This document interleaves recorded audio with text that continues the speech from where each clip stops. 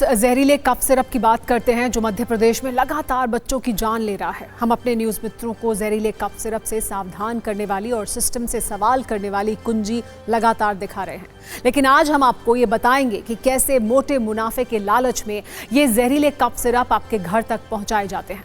पहले इन जहरीले cough syrup से जुड़ा एक जरूरी अपडेट जान लीजिए, क्योंकि कोल्ड्रिफ्ट के बाद मध्य प्रदेश में 2 और कफ सिरप हैं जिन्हें बैन कर दिया गया है।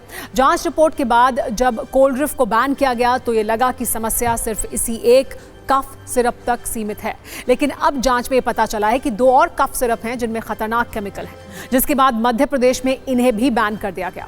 बच्चों की लगातार हो रही मौत के बाद कई दवाओं के सैंपल जांच के लिए भेजे गए हैं, जिनकी रिपोर्ट्स अब आ रही हैं, जिससे पता चला है कि कोल्ड्रिफ्ट के अलावा कुछ और दवाओं में खतरनाक केमिकल मौजूद थे, जिसके बाद रीलाइफ और रेस्पिरेश TR कफ सिरप पर भी प्रतिबंध लगाया गया है।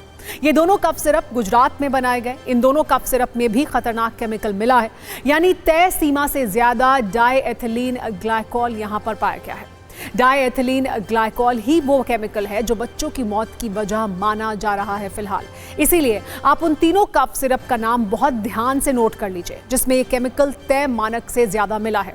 सबसे पहला नाम है कोल्ड्रिफ्ट, जिसमें 48.6% डायएथिलीन ग्लाइकॉल मिला है। रीलाइफ नाम के कफ सिरप में 0.616% और रेस्पीफ्रेश TR में 1.342% डायएथिलीन ग्लाइकॉल पाया गया है। यहाँ गौर करने वाली बात यह है कि किसी भी कफ सिरप में सिर्फ 0.10% ही डायएथिलीन ग्लाइकॉल मिलाया जा सकता है। इसकी ज्यादा मात्रा जानलेवा हो सकती है, खास तौर पर छोटे बच्चों में, जैसा अब मध्य प्रदेश में हो रहा है। अब तक मध्य प्रदेश में 20 बच्चों की मौत हुई है, जिनमें से 17 बच्चे छिंदवाड़ा जिले के हैं। 20 बच्चों की जान जाने के बाद अब पूरा सिस्टम एक्शन मोड में नजर आ रहा है। छिंदवाड़ा से एक डॉक्टर को गिरफ्तार किया गया है। कोल्ड्रिफ्ट बनाने वाली कंपनी के खिलाफ FIR हुई है। बैन हुए कफ सिरप को बाजार से जब्त करने की कार्रवाई भी हो रही है।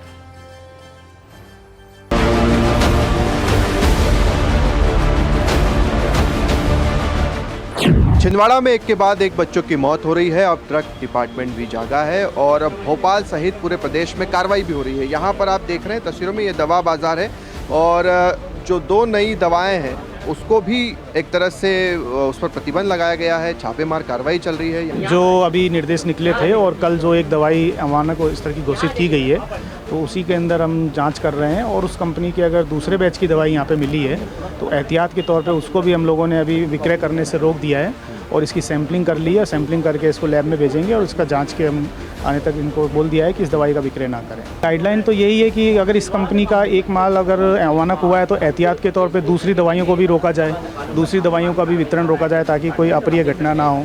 यही हमारा अभी इसके अंदर स्टैंडर्ड्स फिक्स है। संबंधित पक्ष है जिनकी लापरवाही पाई जाएगी, हमारी सरकार संवेदनशील सरकार है, ऐसी किसी लापरवाही को बर्दाश्त नहीं करेगी। कांग्रेस के लोग थोड़े इस घटना को राजनीतिक नज़रिए से देखना चाहते हैं। कांग्रेस के अध्यक्ष और कांग्रेस के लोगों से इतना कहना चाहूँगा कि कांग्रेस के शासनकाल में इस प्रकार की घटनाओं पे मुख्यमंत्री का आना तो छोड़ो, विधायक भी नहीं आते थे। लोगों की मौत पे करप्शन है, लोगों की जान पे करप्शन है। दवाइयों का करप्शन मीन्स क्या है? लोगों की हत्या करना है। जैसे एक तरह से गोली मार के हत्या की जाती है, वैसी हत्या 25 लोगों की है।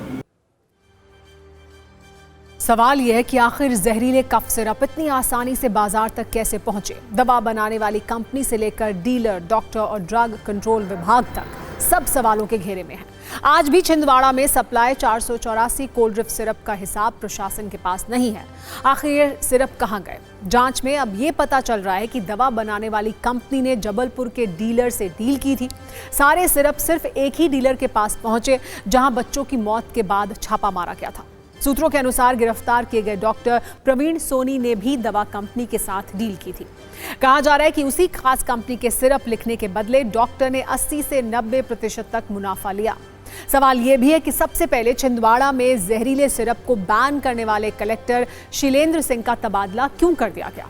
सूत्रों के हवाले से ऐसी जानकारी है कि सिरप बैन करने पर कलेक्टर को भोपाल से 150 फोन कॉल गए। सवाल यह है कि क्या ये फोन कॉल दबाव बनाने के लिए किए गए थे। आरोप यह भी है कि जिम्मेदारी की चेन टूटती रही और कफ सिरप से बच्चों की मौत होती रही।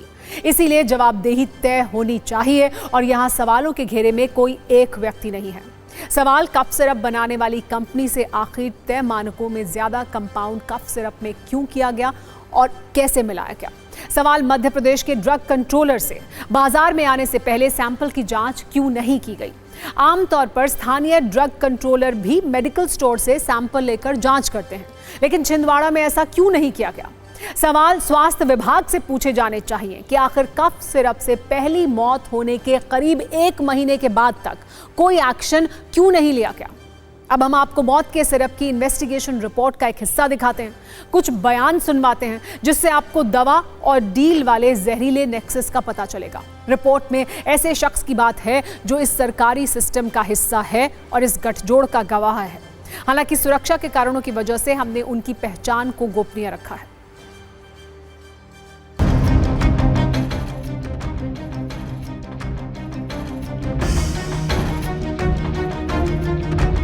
छिंदवाड़ा में जिन मासूम बच्चों की जान गई, उसके बाद इस पूरे मामले की पड़ताल TV9 भारतवर्ष कर रहा है। हम आपको बड़ी बारीकी से बताएंगे कि आखिरकार इस पूरे सिस्टम के पीछे किस तरह से चीज़ें होती है, कैसे ये पूरा सिस्टम काम करता है, कितना मुनाफा रहता है इसमें, कितने % उनको मिलता है जिससे कि वो एक ही सिरप लिखे जा रहे हैं। देखिए, मैं आप सबको क्लियर बताऊँ, जो ब्रांडेड मेडिसिन रहता है तो उसमें से 25 से 30% मार्जिन रहता है, और जो ये PG और जेनरिक मेडिसिन रहते हैं इसमें से 80 से 90% की मार्जिन रहता है। मार्जिन के कारण इन्होंने भी लोकल, बिल्कुल मार्जिन के कारण ही नहीं, जो कि इसका तो मैंने नाम ही आज तक नहीं सुना कि है ये है कोल्ड है क्या चीज़। सिरप को रिपोर्ट आई है, इसको भी बैन करने की बात हो रही है, ये सब मिलती है आपके यहाँ? नहीं, ये हमारे पास नहीं मिलती, क्योंकि ये बहुत ही छोटी और बहुत लोवेस्ट ब्रांड है। ये जो वास्तव में जो क्लिनिक जो छोटे झोले छाप डॉक्टर रहते हैं, ये वही लिखते हैं इसको, वास्तव में जो झुग्गी में बैठते हैं मार्जिन के कारण, सिर्फ मार्जिन के कारण, सिर्फ लोकल माने एक 3rd क्लास दवाइयाँ हैं कि आप स्वयं अगर पियेंगे तो आपको स्वयं डैमेज होता है। ये कैसे हम तय करें कि ये 3rd क्लास दवाएं? इसके 3rd के सबसे डिपेंड करता है इसका क्वालिटी कंट्रोल, कि उसी में हम लोग जो जांच होता है, रिसर्च सेंटर जाता है, R&D रिसर्च सेंटर, हमारे मेडिकल R&D रिसर्च सेंटर में, वहाँ से अप्रूवल हुआ है कि नहीं। वहाँ से अगर अप्रूवल हुआ है तो उसका लेटर आना चाहिए, और उसका अप्रूवल के हिसाब से फिर उसको मार्केट में आता है। जब तक रिसर्च सेंटर से अप्रूव नहीं होता तब तक मार्केट में नहीं आती। सर की दवाइयाँ 3 प्रकार की होती है। एक तो होती है ब्रांडेड, जिसको इथिकल बोलते हैं, एक जेनरिक और एक होती है PG। और ये सारा खेल जो है PG कंपनी का है। PG मतलब प्रोपेगेंडा। ये डॉक्टर क्या करता है कि पैसे दे के खुद वो दवाइयाँ बनवाता है, ठीक है, और अपने मार्जिन के लिए। इसमें मार्जिन 100 से लेकर 200%, 400% तक रहता है। कोई 10 रुपये की चीज़ है तो वो आप 200 रुपये में भी दे सकते हैं। तो ये पार्टिकुलर डॉक्टर के द्वारा बनवाई जाती है और उनके द्वारा ही दी जाती है।